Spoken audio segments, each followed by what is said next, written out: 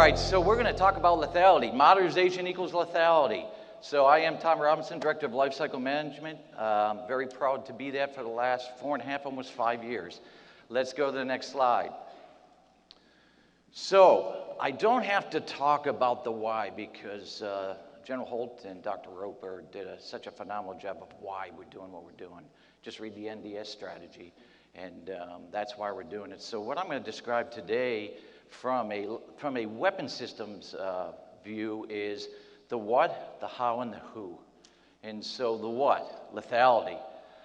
We went to the dictionary, and this is what it is: the capacity to cause death or serious harm or damage.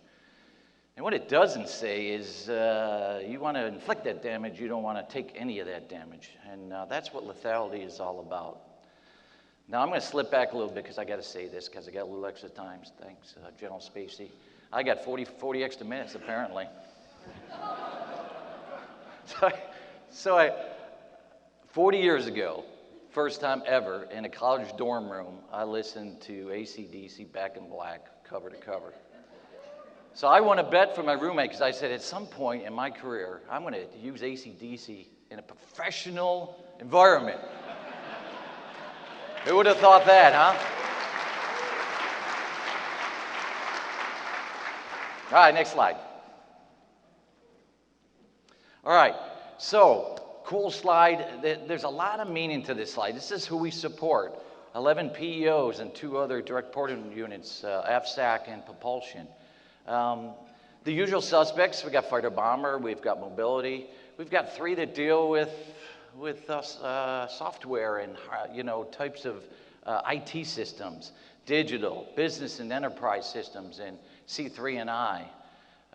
But the other good thing about this, it just points out what General Holt means by mission-focused business leaders. And here's why I say that. The way the pictures are there, if you look at them, they're all in a silo. 11 PEOs. And I will say this, if you've met one PEO, you've met one PEO. I love them to death, but they're all different. They're completely different how they operate. So who's the glue? I mean, you talk about, you don't want to be an advisor, you have to be a business leader, and that's contracting. That's what we bring to the fight. We're the only ones that can look across the spectrum. So for example, I know that Lockheed and Boeing and Raytheon and Northrop, they're in all those sectors. They're in fighter bombers, they're in ISAR soft, and we're the only organization that looks across and knows how they're behaving across. That's what we bring to the fight. Because there's 2 things that we do as contracting, as General Holt said, we bring time and money back. Time and money. Time and money. Okay, next slide. This is what we do at Lifecycle. I told you a little bit about 11 PEOs, 2 direct reporting units. We are all over the place. 7 different operating locations, and then 5 geographically separated units. The bottom 2 lines I think are pretty impressive when you talk about dollars. Last year alone, just $43.4 billion, or 62% of Air Force spend, was done in Lifecycle Management Center. Hooah? Come on, Lifecycle Management, you can do better than that. Hooah? All right. So big impact for the warfighter. Next slide. So part of that big impact is our FMS partners. So if you look at the NDS, strengthen our alliances. We're in the middle of that fight.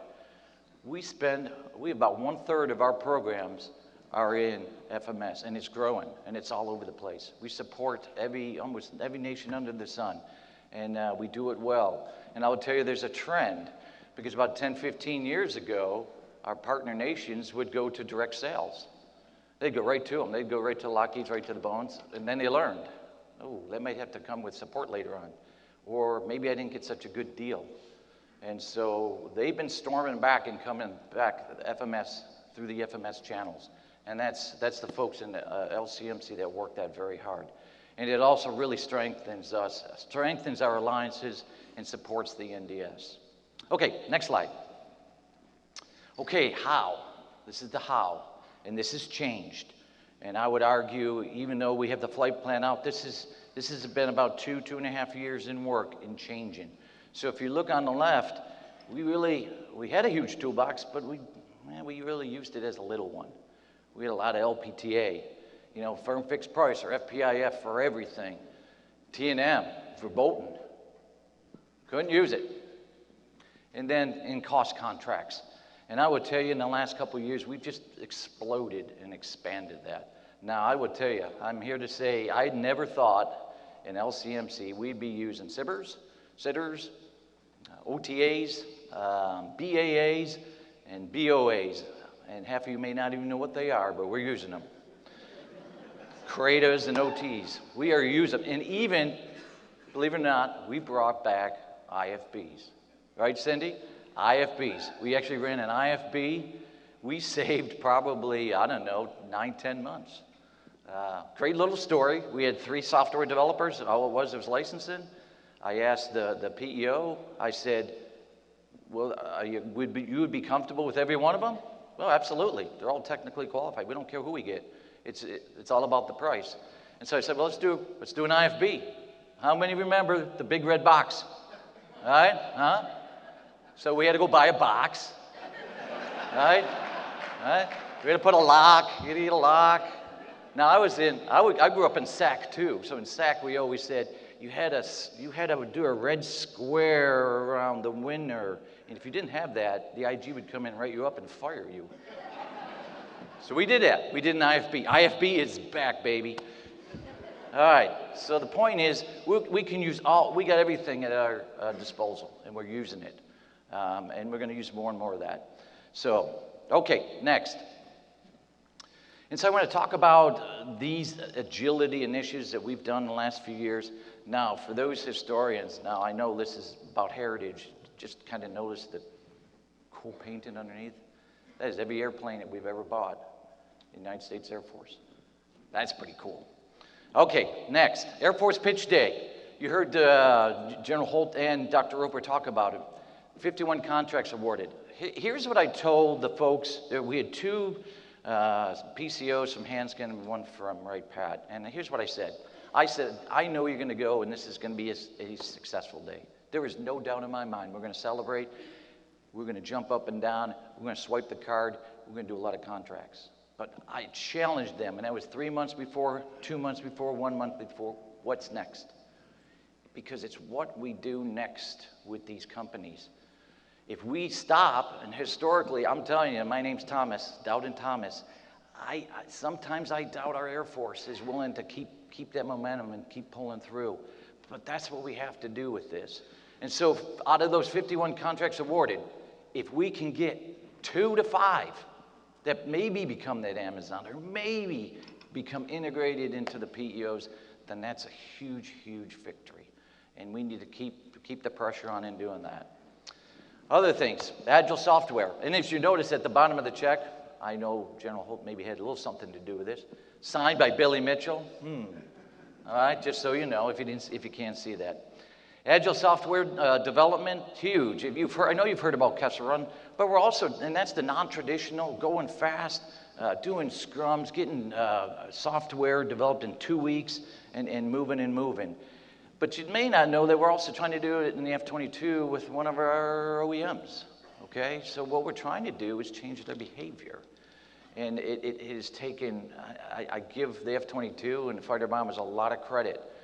They're working at this very hard. It's not easy. I mean, you talk about turning the Titanic around. That's what we're doing with these companies because they're not used to it. We're pushing them. We want them to be agile and want them to develop software. We don't want to wait a year and a half for something to come in because it's already outdated. And so we're pushing that in agile software development. Next slide. And so I got to talk about this and brag about this. So where's Lieutenant Colonel Lashinsky and Major Andrews? Please stand up. So I tell you this because these 2 folks really did this. They started all of this. And I'm going to tell you, and it relates back to what General Holt said about not getting the credit.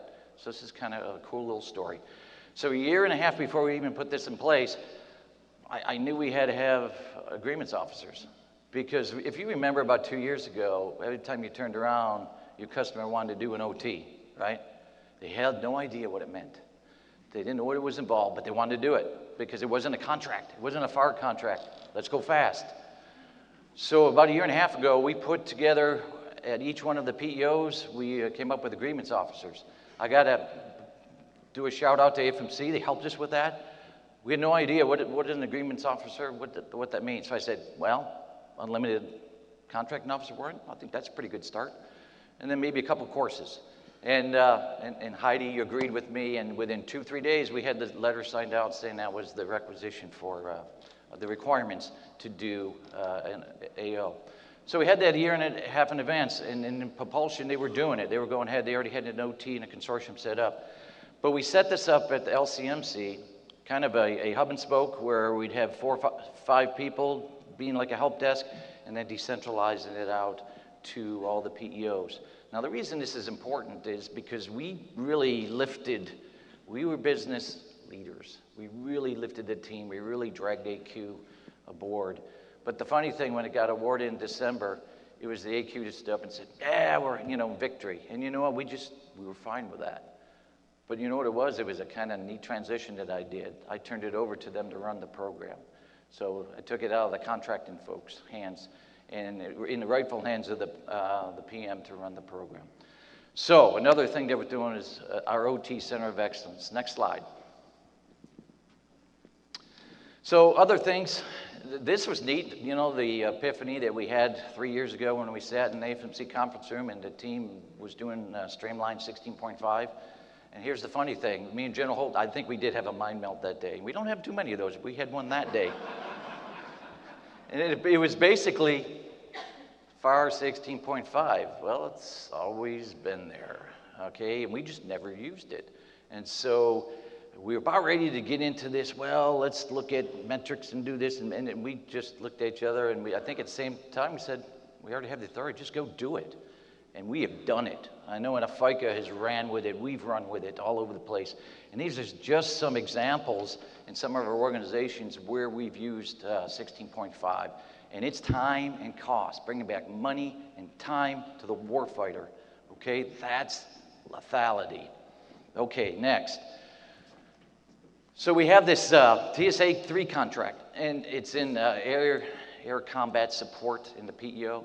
And they're so funny because I go over there and I'm in their ASPs, I'm in their business clearances, and I'm in their little mini task order FOPper source selections. And they have contests. And this is what they've done over the past 1.5 years. They challenge each team to go faster and quicker and better. And look what they've done. They've done an amazing job with this. We used to, and you're all out there and you all did it, we used to take task orders on the multi-award IDIQ and do FAR Part 15, all right? Because we were comfortable with that. But what's not comfortable was the year or so it was taken to do it. And so we got better. We led that. We streamlined.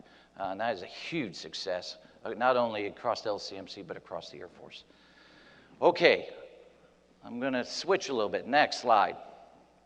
All right, but as much as I love these new starts, as much as I love these companies coming up, I got to keep an eye on the ball. And so what does that mean? I call to my folks the blocking and tackling. 72% of LCM's dollars are sole source. That means the big OEMs. And so I have to pay attention to that too. Now, I'd love to trim that down, and I'm trimming down at the edges. The more we get the data, the more we can compete down the road. But right now, we're stuck with about 20, 30 years of never getting the data. And so we're dealing with the OEMs. So I got to deal with it. So I got to get better at that. And that's really important because that's the biggest part of our job. And so what we've done, delegated authority, we talked about that yesterday. I'm going to talk a little bit more on the next slide, but we've pushed things down.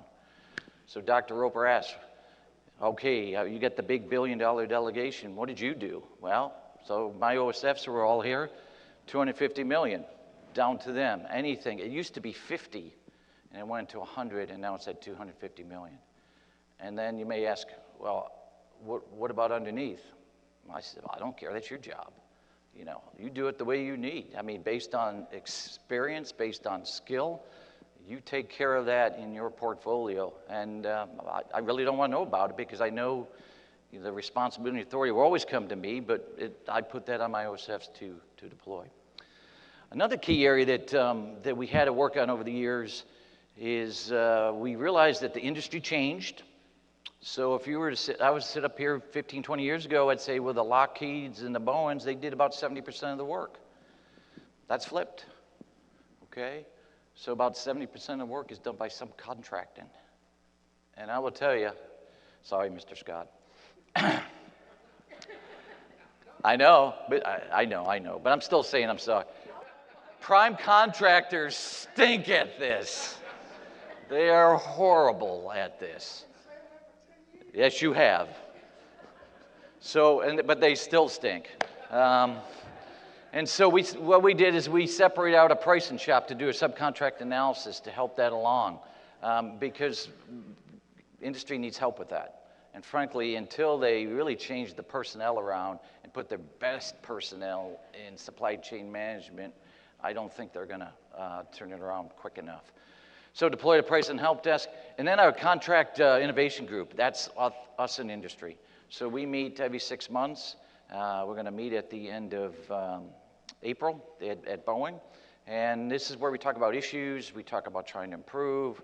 We talk about getting along together, because one of the things we found out as they're all sitting around the table, they really don't like each other. They don't. They like individually in the room, they like each other. But industry, you know, because the first thing they bring up, you're not being transparent, you're not, you know, to the government. And I always like to flip it right back on industry and say, look in this room, you don't even trust each other. I mean, if Northrop's your sub to Lockheed to Boeing, if Raytheon's a sub to any one of those, they don't trust each other. So how do we get to where they can trust each other? I know there's secret sauce and rates and get all that sort of stuff, but they've got to work together, and we're trying to do, and I think we're making some progress, but we're keeping those relationships open, which I think is the more important thing. And then recently, within a year, we've put out an advanced negotiation workshop, which actually goes quite well with Level of Effort 1 in our workforce development piece. This is kind of the master's course we're putting in place. So if you think about, if you ever took Negotiation 101, how many took that, Negotiations 101? All right. And then when you got into negotiations, how much of that was worthy of what you were doing? Yeah, probably none. And so we have developed over the last year, we've had about 4 courses working with DAU, again, partnering, another part of our piece of LOE1. Partnering with DAU, and we put it out, and it's about to explode. And so, and then in the future, what we hope to do, instead of just being a contracting course, bring in our program managers. And so have program managers and contract in the same room. And I'm telling you, that will be exciting, because that's what we have to do. Okay, next slide. So I know, sorry, General Holden, I know you don't like this slide, but this is my life. This is what I work with. We have got to be better at this. We've got to be good at this. So we have. Honestly, we've improved tremendously. Now, I purposely didn't put up a FMS slide because that's not progressing as fast as I wanted to. But there are other complications with that. So if you look at the goal's 365, we were at 469 3 years ago. We're down to 323 days. And if you look, but it's all on the right side, you know. So how many times do your PMs, even your customers, complain about, well, that legal review takes too long? Are you kidding me? You know, we have squeezed it out on the right-hand side. Where we've got work to do is on the left-hand side, and that's what I talked about, the SIG, working with industry. They haven't gotten it. I mean, if you look at their numbers, they're pretty much stagnant. And so it's really about getting that. I can't tell my folks you got to be in under 365 days when it takes 160 days, 180 days, 200 days to get an adequate proposal.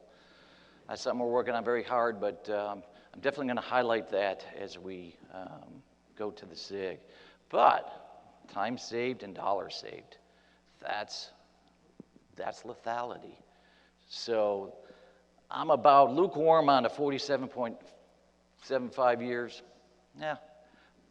But I'm also very conservative on the $8.86 billion, which equates to, I know it's not the F-35, but 50 KC-46s that we've saved in the last 2-3 years. That's lethality. All right, next slide. Okay, so our core business agility. Someone told me yesterday, I was with some folks at Hill, and if Bill Cosby was popular, I'd use his saying, I brought you into the world, I took you out. I brought Mertz into this world, and I took them out of the world. They're gone. All right, other things that we do, PK Roadshow, and then it's really about the clearances. I mean, that's where we come through. And it's not only the clearances, the levels, and pushing the levels down, but how we look at the clearances. And so when I love the note that General Hope put out saying no process before the process, no review before the review. Love it, love it, love it, love it, love it, love it. So honestly, about 3 months ago, I asked some folks, hey, when the clearance comes to me, how many reviews does that take? 7. 7, God. 7 reviews. I said it's probably 5 too many. Now, our review policy folks, they have to look at it. That's there to protect us. But in between, get comfortable with being uncomfortable. So if you're a division chief, a branch chief, it doesn't have to be sequential. We may skip you. So our clearances are more about making a lot of sausage. You know, they take longer. You know, they might take, and it's not about the slides that the reason they're taking longer. It's about the discussion. And so they may take 3 hours. That's fine. We saved 7 reviews in between, or 5 reviews in between. Other things, so we have this Air Force template, apparently, 64 charts and a clearance. I mean, I've been doing this for 5 years. I look at 20 charts, maybe. And so that's my challenge to my folks. 64 is a suggestion, a bad suggestion. I don't need 8 slides on the weighted guidelines. I really don't need 1 slide on the weighted guidelines. So I told them, and I don't know where we came up with the number 21, but we'll go with that, 21. And I'll know we'll get there, because we're not there quite yet. You know, what they're doing, they're a little sneaky. I'll get to a clearance, they'll have maybe 20, 25 charts, and then they have this whole deck in backup to get to the 64. So we got to get better at that. The day I know we arrive is when we don't have backup charts. The other thing I know we're working on is tools and not rules. And we got, you know, to award a contract, 11 pages front and back of a checklist. Wow. I don't think I've ever read a page yet. I think we've awarded a ton of contracts. So we got to work on that. All right, eliminating reviews. Next slide. So this is the who. So where's General Trevino? So you started this. So, you know, I feel obligated. I have to get people standing, right? So, and where's Bill Muir? Please don't add up my numbers on the chart to see if they add up to 2,100, all right? Because I doubt it, but I'm sure it's pretty close. All right, so where are my LCMC folks? Please stand up.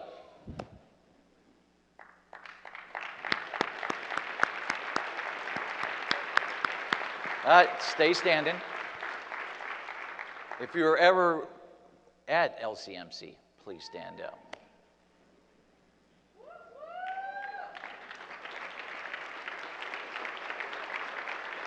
Okay, I would be remiss if I didn't bring my brethren from SMC. SMC, please stand up.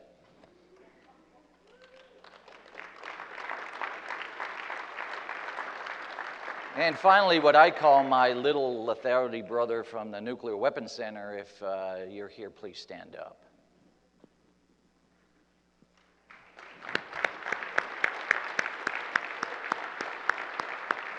All right, these are the who that deliver the lethality, you can sit down, that deliver the lethality to the warfighter, okay? Whether it's at SMC, Nuclear Weapons Center, or Life Cycle Management Center, that's who does that. All over the place. Next slide. Okay, so the next 4 slides, and those are my final 4, talk about workforce development, which is really part of LOE 1, mission-focused business leaders. So I want to get into a little bit what we're trying to do in there. So I'm going to talk about each one of these individually, so next slide. Innovation flourishes when the proper resources and manning are available. Interesting concept. I've been 35 years in this business, and I don't know if I've ever had the proper resources or the manning. So that's why we're doing some of the things we're doing. Because I will tell you, I remember General Polakowski for 3 years saying, you're not getting anybody, you're not getting more people. Now, there is kind of a bright future because we've actually have this manning thing called an SRM that we use in Life Cycle Management Center, and we've actually gone to the COCOMs And so first to step up has been Global Strike. And Global Strike says, hey, we love what you do for us. We recognize what you do for us. That's the first time warfighters said we really recognize acquisition as part of the warfighting community. And they actually have come forth with 762 positions that they're in the process of giving us, 45 of which are contracting. So you say, well, that's pretty low. If we think we're short, we have an engineering drought that's incredible. And so we're working on that particular piece. ACC's next, AMC behind that. And so they're starting to recognize, hey, this is what we do. We bring you the lethality to the warfighter. Okay, for me, retention is the key. For LCMC, for the Air Force, retention is the key. I know in our situation, depending upon location, we do pretty well bringing folks in, very smart people. And it really starts from the beginning. If you talk to the junior workforce, so when I talk to my junior workforce, I call what happened on day one? You know, we were welcomed into the family. And I still hear stories, and how many, it'd be interesting to find out how many grew up this way. The horror story is you come into an office, there's no computer, of course. You have no CAC card. No one knows you're even supposed to be there. They don't know who you are. And so what do? Go in the corner. There's 53 volumes of God only knows what. It's called the FAR. Start reading it. So you laugh, but it's still going on. And that is frightening. And we got to stop that. It really starts with the supervisors. We work really hard. If you're going to have proper resources and manning, you're going to keep them, well, you better damn well supervise them and do workforce development for them, or they're going to leave you. And that's what they're doing. They're leaving us.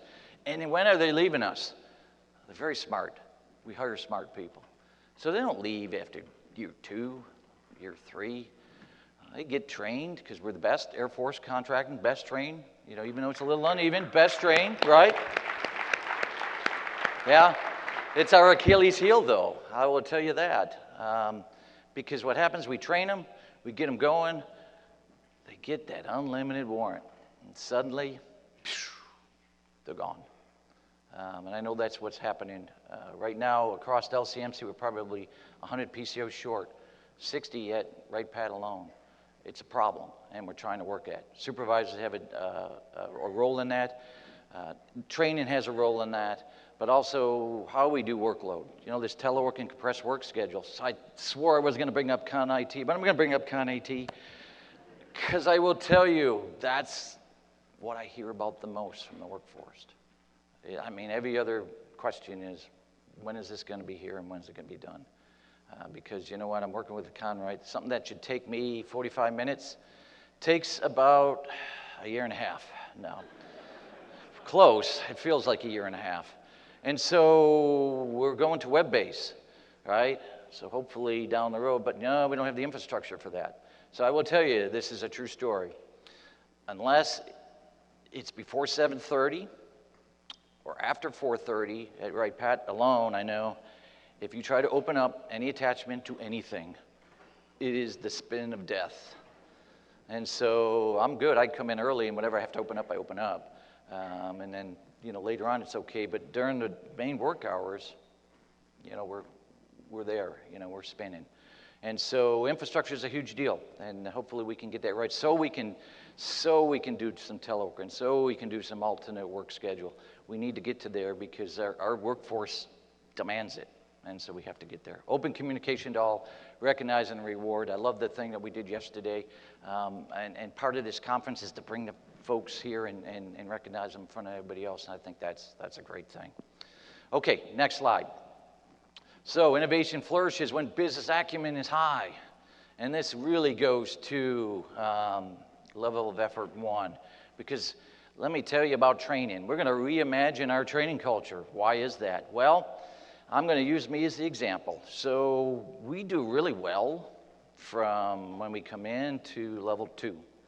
And then a level 3 certification just happens when you get that class. After that, nothing. And I'm the best example. Last contract and train I had, 1996. I know some of you weren't even born then. And so I know how old I am, I get it. But 23 years of no contract and training. Now, I've had plenty of other training, but nothing in between. So we've got to fix that, because our counterparts in industry, they're trained up throughout. So what are we doing in that area? Well, I'll tell you what we're doing. We're going to fix that particular piece. We're going to put master's level courses. We already started one with the advanced negotiation workshop, but we're going to put PhD type courses in, and we're going to get smart and go to the Darden School and a couple other places. We're already working on executive level courses, so that's cool. Other things we're doing with we're supervisor training. If you're not doing supervisor training, so the time to start supervisor training is not the day you become a supervisor. It's too late. And you know how we do this in contracting. Historically, who do we hire? The most technically qualified individual, right? They may not even like people, right? So if they don't like people, why are we hiring them as our supervisors, right? It's crazy. So I'll tell you one thing we did. Everybody familiar with the DOCs? So the DOCs are how bad you are during the year. It's a wonderful thing. No, it really does. It really provides great feedback for leaders to use. And so for the first 2 years I was at LCMC, it was our supervisors are not supervising. They're not doing workforce development. And then it would, to a person in the comments, it would say, it's not their fault. Because we were also putting an unlimited PCO workload on them. So their unlimited PCO workload, supervising. Guess what's going to lose? Okay? I want them to be rock star PCOs. And that's great in the short term because they're executing. Here's the problem. It goes directly to retention. If they're not supervising their folks, if they're not doing workforce development, folks are going to leave them. People leave their supervisors. They don't leave the company. They leave supervisors. And so we had to fix that. So we went right to an NH4 leader, just a pure supervisor. Now I'll tell you, it took me about 15 months to get that approved. And as far as AFMC knows, we're still on a pilot. But I told my folks, once we get the first 10 going, just keep going. Wherever you can do it, just keep doing it. And we're doing it all over the place. Rat PK. So it felt pretty good. And we old timers, the Rat Pack, Rat PK. Okay, all right, never mind. Junior workforce. I will tell you, we're going on number 3. So I've had the junior workforce, we call them Rat PK 1 and 2. I pick junior folks from each one of the PEOs across the LCMC. And let me tell you, if you're not doing this in your organization, you got to do it. Because this is where you really, really learn. You really learn about this onboarding problem. You learn about the supervisors. You learn about why they're staying. What would make the junior workforce stay? That's the key. And so I would tell you what they just did 2 months ago. So we have level of effort 1, we're talking about training. They came into San Antonio, we're at PEC 2. They came in and we sat them down for 2 days. And we said, look, we want you to reimagine onboarding all the way to level 2. And I sat in the first 4 hours and I thought, oh my God, I gotta get out of here. They were in there norming, storming, fighting. I don't know what they were doing. They had no idea. So the best thing I did was leave. 2 days later, they came and briefed, and it was, oh my God. I mean, they came together. Probably the best thing was me to leave the room. And they briefed us and basically took their brief and gave it to AQCX, and now it's going to be implemented in our flight plan. So it really works. They come up with some great things. Next slide. Innovation flourishes when the right people are in the right place. So this is a tough one for us, and you need to do some soul searching on this because not all of you are doing it, not every location is doing it. And that's called succession planning. Okay, and I don't mean within your organization, but if you have an area like San Antonio, like Wright-Patterson, like Eglin, we all have multiple centers there. Okay, that's such a huge opportunity for training and moving between organizations. If we want our folks to stay, we got to give them different challenges. We got to move them around, do different things. You would think it would be easy. It often is not. And so if we are smart, we really have to do this. There's a thing called collaborative workforce management. If you don't have one, get one together and make it work. Leaders, this is your job. And shouldn't be a volunteer. Well, if I volunteer, no. We have to workforce develop our folks. You know, that's what leadership's about. We know what's good for them. We know what's better for them. Give them different opportunities. I look at LCMC like an umbrella corporation that has several companies underneath it. That's how I'm trying to sell it. I don't know if they're buying, but I'm trying to sell it that way.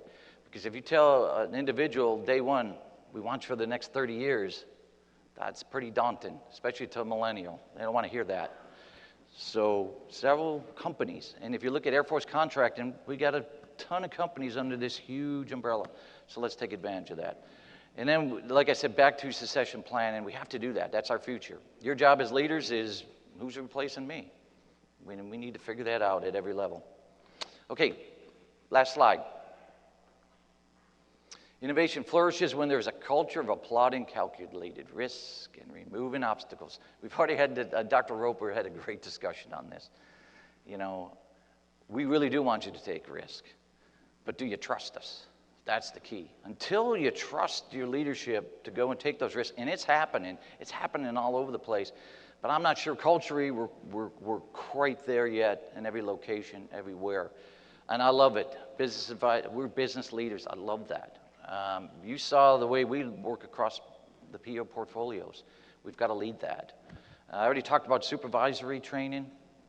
Compliance focus to mission focus. Does that mean, you know, we throw out all the rules and regulations? Well, not the rules, because most of our rules are law, so we don't violate any law. But some of the other things are interesting, but they get in the way. I know we talked a little bit about the 8 or 9 panel, the way you guys have set it up and streamlined it.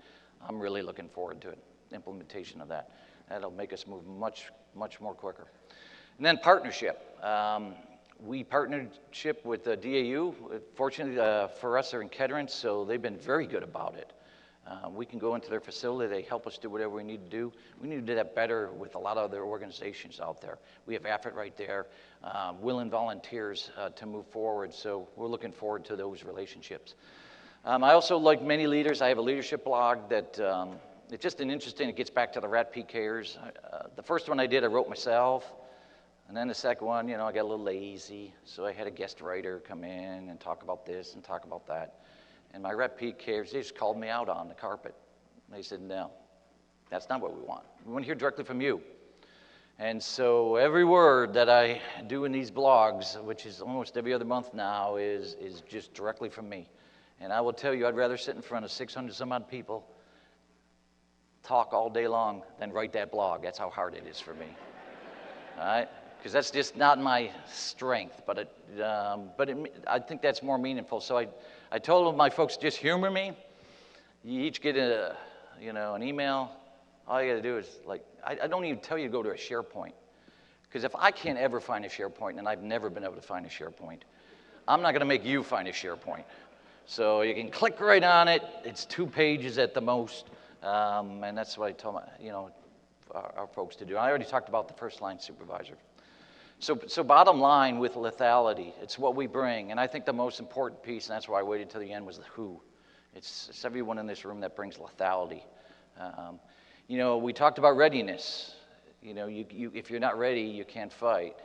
But if you're ready and you bring a knife to a gunfight, you're not going to do too well. So you got to have both. And that's why the NDS is so perfect. It talks about that, readiness, lethality. You got to have both in order to be successful. And we will be successful. So my hat's off to you. You're all great warriors. And then someday I know in LCMC, we're going to see you all. You'll all come my way at some point. So, General Holt, appreciate it. And thanks.